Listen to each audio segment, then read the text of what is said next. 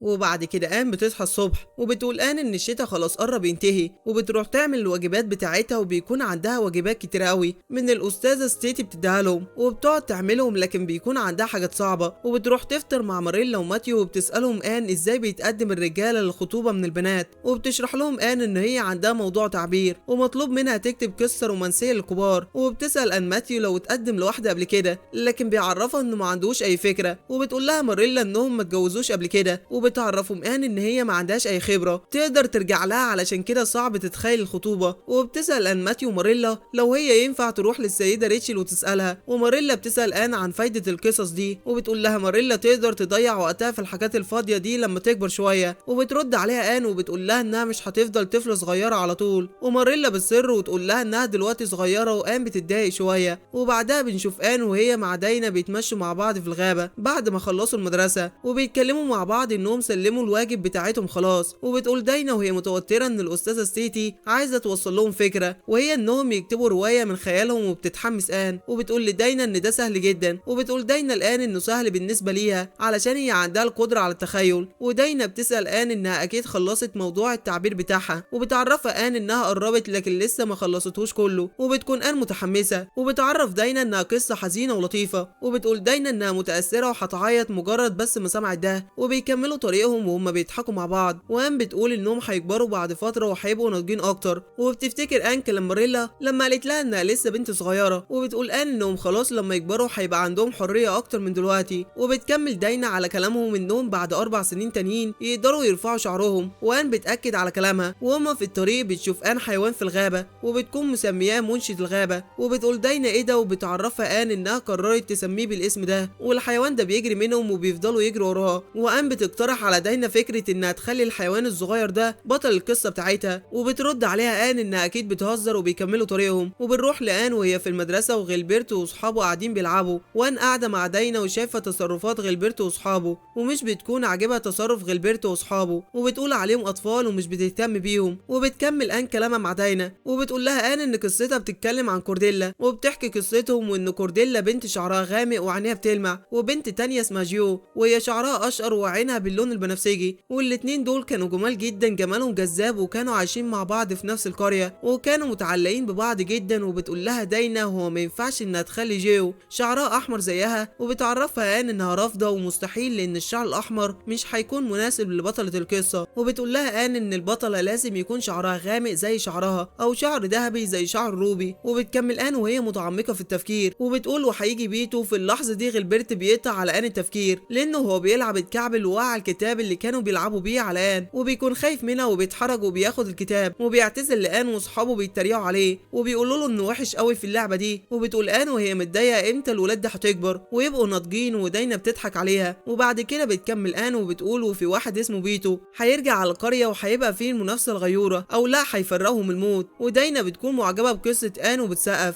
وبتكمل آن انه بيتو شاب وسيم لكن فقير جدا ووقع في حب جيو اللي عندها 16 سنة من اول نظرة، وان في يوم من الايام الخيول اللي كانت بتجر العربية بتاع جيو جارت، وجيو بتفضل تطلب المساعدة بأعلى صوت، وشافها بيتو وراح يساعدها على طول وانقذ جيو قبل ما يحصل لها حاجة. وبعدها جيو فقدت وعيها وهي في ايديه وفضل شايلها لحد ما وصلها على بيتها. وطبعا داينا بتبقى متحمسة ومبسوطة وعايزة تعرف التكملة، وآن بتحكي القصة دي وبتقول لها داينا ايه وايه اللي حصل بعدها. وبتكمل آن انهم حبوا بعض وعلى طول بيتو تقدم لجيو علشان يخطبها، وداينا بتسأل آن بكل حماسها ازاي عمل كده، وآن مش بتكون عارفة تقول ايه، وداينا مش سايبة الآن فرصة تتكلم وبتسألها ازاي. وبيتو تقدم لجيو علشان يخطبها وبترد على آن وهي محبطة وبتقول لها بالنسبة لخيالها في حاجات هي ما تقدرش تكتبها وانها لسه ما كملتش القصة. وبتقول لها داينا بتتكلم بجد لانها شاطرة جدا. وفي اللحظة دي روبي بتدخل على غilberto واصحابه وبتكون عايزة تجرب تلعب وبتطلب منهم تحاول، وواحد من صحابه بيخليها تجرب. وفي الوقت ده آن وداينا بيكونوا شايفينها وبتقترح داينا على آن انها تسأل روبي لانها ممكن تكون عندها خبرة في الخطوبة لان هي عندها اخوات متجوزين وبيروحوا فعلا يسألوها. وروبي بتعرفهم ان حبيب اختها سوزان قال لاختها ايه رأيها لو هم يتجوزوا لما باباه يديله المزرعة، وبيكونوا متحمسين علشان يعرفوا ايه اللي حصل. بعد كده بتكمل روبي وبتقول ان اختها سوزان ردت وقالت اكيد، وبعدها قالت لا، وبعدها طلبت منه وقت ان هي تفكر. وبتكمل روبي بعد كده هم اتخطبوا. في اللحظة دي داينا وآن بيحسوا بالاحباط وبتقول آن هي دي كل حاجة حصلت، وبتسأل داينا يعني هو ما ركعش على ركبته علشانها، وبترد عليها عليهم روبي وبتقول لهم لا وان محدش بيعمل كده، وبيحسوا هما الاتنين بالاحباط، وبتقول قال لدينا ان شكلها في الاخر هتكتب عن الخطوبه من خيالها. وبنشوف ماريلا وهي قاعده مع ريتشل وبتحكي لها على موضوع التعبير بتاع آن وانها محتاجه تعرف اكتر، وبتفضل ريتشل تضحك جامد وبتقول لها انها سمعت ان الاستاذه ستيتي طلبت منهم انهم يكتبوا عن موضوع الخطوبه، وبتستغرب ريتشل طريقه التعليم الجديده دي. وبعدها ماتيو بيوصل على البيت وبتكمل ماريلا كلامها مع ريتشل وبتقول لها ان هي خايفه ان آن بتكون بس بتضيع وقت بدل ما هي تقعد تذاكر. وبيرد ماتيو على ماريلا وبيقول لها ان هو شايف ان آن مبسوطه جدا بكده. وريتشل بتقول لماريلا انها مش بتلومها على قلقها وخوفها على آن، لان على الرغم ان آن بنت ذكيه واجتماعيه لكن دايما افكارها غريبه، وانه محدش عارف ايه اللي هيحصل في الاخر لان هي شخصيه عنيده. وفي الوقت ده بترجع آن على البيت وبترحب بماتيو وبتسلم على السيده ريتشل. وبعد كده بنشوف آن وهي قاعده في اوضتها وبتحاول تكتب الموضوع بتاعها وبتقعد تفكر، وبيبان ان جالها افكار. وتاني يوم وهي ماشيه مع داينا بتكمل ليها بقى القصه، وانه بيتو ركع على ركبته قدام جيو وطلب ايديها، وبتتحمس داينا جدا لباقي القصه. وبتكمل آن وبتقول ان بيتو جاب لجيو خاتم الماس وعقد من الياقوت وقال لها ان هو هياخدها ويسافروا اوروبا في شهر العسل. وبنلاحظ ان غilberto كان قدامهم وآن وداينا مش بياخدوا بالهم، لكن هو بيشوفهم ومش بيرضى يزعجهم. وبتسالها داينا ان بيتو كده ما كانش فقير، وبتعرفها آن انه كان غني جدا وبيكملوا في طريقهم. وصديق غilberto بيوصل ليه، وبتكمل آن قصتها ان غورديلا كانت متغاظه ومتضايقه لما صديقتها جيو قالت لها على الخطوبه من بيتو، وان كل حبها لجيو اتحول وبقى كره وحقد. وبتسال داينا ليه، وبتعرفها آن لان كورديلا كانت بتحب بيتو في السر. وبتكمل آن ان كورديلا فضلت تمثل انها بتحب جيو زي قبل كده. وفي يوم كورديلا خدت جيو عند البحيره ورمتها في الميه، وفي نفس الوقت ده بيتو شاف كل اللي حصل ونط في الميه وهو بيصرخ انه هينقذ جيو، لكن في النهايه الاتنين ماتوا. وبتزعل داينا جدا على القصه دي. وبتكمل آن ان كورديلا حست بالندم الشديد، وفجاه وآن بتحكي بنسمع صوت عياط وبيطلعوا اصحاب آن وبيكونوا بيعيطوا وهم بيسمعوا القصه دي، وانه قد ايه القصه حزينه. وبتفرح آن لان قصتها عجبت اصدقائها وبيسالوا اصحابها ازاي قدرت تكتب قصه جميله كده. وروبي بتقول لها ان هي كمان عايزه تكتب واحده، وبيكونوا كلهم حتى داينا عايزين يعرفوا يكتبوا قصص زيها. وبنعرف بعدها انهم اسسوا نادي للقصص، وبنشوف آن وبتكون قاعده هي واصحابها في الحديقه، وآن بتبقى بتقرا القصص بتاعتهم اللي هم كتبوها كلهم وبتقول رايها في القصص. وبتكون آن بتقرا قصه داينا وبتعرفها آن ان الابطال في قصتها ماتوا بعد فتره قصيره، وبتنصحها تخليها في الغموض اكتر. وبتتحمس داينا جدا وبتبقى متردده وبتسال لو هتقدر تكتبها ولا لا، وبتشجعها آن وبتقول لها ما تخافش وان هي عندها افكار كتيره جدا وهتساعدها. وبتفضل آن تدي اصدقائها في النصايح وافكار في القصص بتاعتهم. والاستاذه ستيتي بتشوفهم وبتتفاجئ من آن وبتفرح لما بتشوفهم كده وبتمشي. ولما آن بتروح على البيت بتفضل تحكي لماتيو وماريلا على يومها، وانهم قرروا في نادي القصص بتاعتهم ان كل واحده منهم هتالف قصه في الاسبوع ويقروها لبعض. وبترد عليها ماريلا ان قراءه القصص سيئه، وبتعرفها آن ان هم بيحاولوا يحطوا في القصص بتاعتهم رساله اخلاقيه وان هي متاكده ان ده هيكون ليه تاثير ايجابي. وبترد ماريلا على آن ان هي ما تقدرش تاكد على كلامها، وبتزعل آن وبتحس بالاحباط. وتاني يوم في المدرسه داينا بتقرا القصه بتاعتها قدام الطلاب كلهم، واول لما بتخلص وكله بيسقف ليها حتى الاستاذه ستيتي، وبتشكر الاستاذه داينا لان قصتها كانت حلوه جدا. وبعدها الاستاذه بتقول لآن ان هي عندها موهبه القياده وانها مبسوطه بيها. ولما آن بتخلص بتروح على البيت وبيكون معاها كتاب، وبتقول لماريلا وماتيو انها محتاره شويه، وبتقول ان داينا بعتت افضل حاجه ليهم لعمتها جوزين، وان السيده جوزين بتحب القرايه ولو ادت رايها في حاجه يبقى دي الحقيقه. وبيبقى ماتيو بيقرا الكتاب وبعدها بيديه لماريلا تشوفه علشان تقراه، وبتاخده ماريلا وبيبان عليها انها مش مقتنعه قوي. وبتعرفهم آن ان السيده جوزين قالت انها ما قريتش قصه مسليه زي دي قبل كده، وبيسالها ماتيو ده معناه ان القصه ممتعه جدا. وبترد على آن انها ما كانتش كده، وان القصص كلها كانت مثيره للشفقه والكل تقريبا مات. وبتحكي آن عن ان جين وروبي دايما بيعيطوا ومش بتكمل آن الكلام، لان فجاه ماريلا وهي بتقرا بتضحك ومش قادره توقف نفسها عن الضحك. وبتبص آن على انهي جزء هي ضحكت فيه، وبتعرف آن ماتيو ان الجزء ده اكتر جزء المفروض يكون جزء حزين. وفي يوم وماريلا في طريقها البيت والجو برد جدا بتقول لنفسها ان هي حاسه انها مطمنه لان هي عندها بيت ترجع ليه، ولانه في دفايه وتشغلها علشان تحميها من البرد. وفي الوقت ده بيكون في راجل غريب وماريلا بتلاحظه في الطريق لكن مش بتهتم بيه. واول لما ماريلا بتوصل على البيت بتنادي على آن لكن آن مش بترد عليها، وبتفتكر ان آن بره وبتسال ماريلا هي راحت فين. وبتشغل الدفايه وبتقول انه اكيد آن راحت مع داينا اي حته، وبتكتب قصص او بتتمرن على حوارات او اي حاجه من الحاجات التافهه دي. وبتقول ان آن لازم تبطل تعمل الحاجات دي. وبعد كده بتجهز ماريلا الاكل لماتيو، وبتقول له انها بتقول نفس الكلام اللي كانت بتتضايق من ريتشل بسببه. وماريلا ماريلا بتقول على الرغم من كل اخطاء آن لكن آن بنت بتسمع الكلام وبتثق فيها جدا، لكن بتكون متضايقه عليها لان الجو بيكون متاخر وفي برق ورعد ومتاخر جدا، وماتيو بيكون قلقان على آن وبيطلع بره يشوفها. وساعتها ماريلا بتقول له ان آن ممكن تيجي في اي لحظه، وبيعرفها ماتيو ان هو لازم يروح لها لان الوقت اتاخر جدا، وبتقول له ماريلا يستنى علشان تجيب له الشمعة ياخدها معاه. ولما بتجيب ماريلا الشمعة في اللحظة دي ماريلا بتسمع صوت غريب جاي من عند أوضة آن، وبتنادي ماريلا على آن ولو هي فوق، وبتقرر تطلع تشوفها. والغريب ان آن فعلا بتبقى موجودة في الأوضة بتاعتها، وبتتسحب بالراحة وبتطلع على السرير وبتحط البطانية على نفسها، وبتدخل ماريلا أوضة آن وبتلاحظ إزازة غريبة مرمية على الأرض ومغطية نفسها. وأول لما بتشوف ماريلا آن في الحالة دي بتسألها لو هي تعبانة أو فيها حاجة، وبترد عليها آن وصوتها كله مليان حزن وخوف، وبتقول لها لا. وساعتها ماريلا بتنادي على ماتيو علشان يطلع، وبتعرفوا ان آن موجوده في البيت. وبعدها ماريلا بتطلب من آن انها تقوم وتيجي علشان تاكل العشاء بتاعها. وقتها آن بتزعل ماريلا وبتقول لها لا، وهي مغطيه نفسها، وبتطلب آن من ماريلا انها تطلع بره وتبعد عنها وما تبصش ليها. وبتستغرب ماريلا وبتقول لها هو في ايه وايه مشكلتها، وبترد عليها آن وبتقول لها ان هي حزينه وانها في اشد حالات اليأس دلوقتي، وانها مش مهتمه مين اللي هيكون الاول على المدرسه او مين اللي هيكتب افضل موضوع تعبير. وبتكمل آن كلامها وبتقول انها تقريبا مش هتقدر تروح لاي مكان تاني، وان خلاص مسيرتها المهنيه انتهت. وبتحاول ماريلا تشد البطانيه لكن مش بتعرف. وبتلاحظ ماريلا ان آن عامله مصيبه جديده، واول لما بتشيل البطانيه بتتفاجئ ماريلا من اللي هي شايفاه. وبتقول آن لماريلا تبص على شعرها كويس، وماريلا بتتصدم اول لما بتبص على شعر آن، وبتسالها ماريلا هي عملت ايه لشعرها. وبتقول لها ماريلا ان هي توقعت ان هي تشوف حاجه غريبه كالعاده، وبتبقى في الحقيقه ان صبغت شعرها بس لون مش عادي، لا ده لون اخضر، وبتبقى بوظت شعرها. وبعدها بتقعد آن مع ماتيو وماريلا وهي حاسه بالحزن والخيبه، وماتيو بيكون متفاجئ منها. وبتقول ماريلا الان انها صبغت شعرها، وبتقول لها انها اكيد عارفه ان المفروض هي ما كانتش تعمل كده. وبترد عليها آن وهي حاسه بالاحباط والياس، وبتعرفه ان هي بس كانت عايزه تكون مميزه علشان تعوض عن الحاجات التانيه. وبتعرفها ماريلا انها لو كانت عايزه تصبغ شعرها كانت قالت لها على الاقل، وكانت صبغته ليها بلون مناسب اكتر. وبتفضل آن تعيط، وبتقول ان هي ما كانتش تقصد انها تصبغ باللون الاخضر. وبتقول آن ان هو اللي قال لها انه هيخلي شعرها اسود غامق جميل. وبتسالها ماريلا وبتقول لها هي بتتكلم عن مين، وبتعرفها عن البائع المتجول اللي كان موجود هنا بعد الظهر. وماتيو وماريلا بيتفاجئوا، وبتقول ماريلا بائع متجول. وبتعرفها آن انها كانت فاكره ان هو شخص قلبه طيب جدا، وقال لها انه كان بيشتغل كتير علشان مراته وولاده، وكلامه اثر فيها علشان كده كانت عايزه تشتري منه اي حاجه علشان تساعده، وان هدفها كان هدف كويس. وبتبدا آن تحكي لهم عن الحاجات اللي كانت معاه، وانه كان معاه صندوق كبير قوي في حاجات كتير، وفجاه شافت ازازه فيها صبغه الشعر ده. وبتكمل كلامها ان هي ما كانتش معاها غير 50 سنت بس، وعرفها ان تكلفتها 75، ولكن هو قرر انه يبيعها ليها ب50. بعد ما بتاخده منه بتبدا تصبغ شعرها، لكن بتتصدم ان شعرها بقى لونه احمر، وبيبقى الراجل ده نفس الراجل الغريب اللي شافته ماريلا في الطريق. وبعد كده ماريلا بتاخد آن وبتغسل لها شعرها، وآن بتطلب منها تسامحها على اللي هي عملته، وبتعرفها انها اول ما شافت شعرها باللون ده تابت عن شقاوتها خلاص. وبترد عليها ماريلا وبتقول لها بتتمنى ان هي فعلا تابت توبه حقيقيه، وبتبدا تنشف لآن شعرها علشان اللون يروح، لكن مش بيروح خالص. وبتقول ماريلا الان انه مفيش فايده، وبتعرفها آن ان البياع قال ان الصبغه مش هتروح. وبترد عليها ماريلا وبتقول لها ان الراجل ده كان صادق في حاجه واحده بس، وهو ان اللون مش هيروح. وبتكمل ماريلا وبتقول لها تبص على نفسها، وغرورها خدها لحد فين. وبتبقى آن زعلانه على شعرها جدا. وتاني يوم داينا بتروح لآن البيت وبتقول لها ما تخافش، وانها ما لقيتش لحد اي حاجه عن شعرها. وبتقول لها داينا انها هتكتم سرها لحد ما تموت. وبتقول آن ان البنت ذات الشعر الاحمر بقت اتعس بنت في جزيره الامير ادوارد، وداينا بتبقى زعلانه عليها جدا، وبتفضل جنبها وبتحضنها. وآن بتفضل تغسل في شعرها كتير، وبرده اللون زي ما هو مش بيروح. وبنشوف ماريلا وهي ماسكه مقص، وآن بتطلب منها تقص شعرها دلوقتي وتخلصها من اللي هي فيه. وبتسالها ماريلا لو هي مستعده بجد انها تعمل كده وتقص شعرها، وبترد عليها آن وهي عينها مليانه دموع وحزن، وبتقول لها ايوه. واول لما ماريلا بتبدا تقص شعرها آن بتفضل تعيط، وبتطلب منها تفضل تعيط طول الوقت اللي هي بتقص فيه شعرها. وبعد ما بتخلص آن بترجع على اوضتها وبتحاول تبص على نفسها في المرايه، لكن ما بتقدرش، وبتفضل تمنع نفسها. وبتقول انها مش هتبص لنفسها على المرايه لحد ما شعرها يطول تاني، وبتحاول تجبر نفسها تبص على شكلها في المرايه، وقلبها بيكون مكسور وهي حاسه بالعجز ومش قادره تعمل حاجه. وبتفضل تعيط كتير. في الوقت ده ماتيو وماريلا بيكونوا شايفين اللي هي بتعمله وبيبقوا زعلانين عليها. وبعد ما آن بتبص على نفسها في المرايه وبتقول ان هي دي آن علشان شعرها احمر تاني. وتاني يوم بتروح آن على المدرسه، وساعتها كل اصحابها بيتصدموا وبيتفاجئوا من شكل شعرها، وبيفضلوا يتهمسوا ما بينهم وايه اللي حصل ليها. حتى غilbert بيكون مستغرب. وبنشوف جوسي وهي بتسأل داينا وبتقول لها ما تعرفش ايه اللي حصل لآن، وأعز صديقة ليها وقتها داينا ما بترضاش ترد على جوسي وبتتجاهلها، لكن جوسي بتفضل تتريق على آن وبتقول لها ان شكلها بقى زي الفزاعة بالظبط، على الرغم ان آن بتبقى متضايقة منها لكن بتتجاهلها وما بترضاش ترد عليها. وبتقول آن لنفسها بندم وانها ما كانتش تتوقع انها تحب شعرها الاحمر في يوم من الايام، لكن دلوقتي هي بتحبه لانه كان طويل وتخين وحلو وكان لايق عليها، وبتحس بقيمته. وبعدها بتدخل الاستاذه ستيتي علشان يبداوا يومهم، وبتلاحظ الاستاذه آن وبتبتسم لآن وبيبداوا دروسهم. وبكده نتعلم انه نحب اي حاجه معانا ونرضى بيها.